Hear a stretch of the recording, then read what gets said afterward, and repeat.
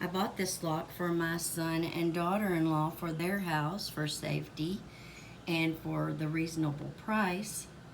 And about a month into the lock, you could not push the numbers to unlock the door.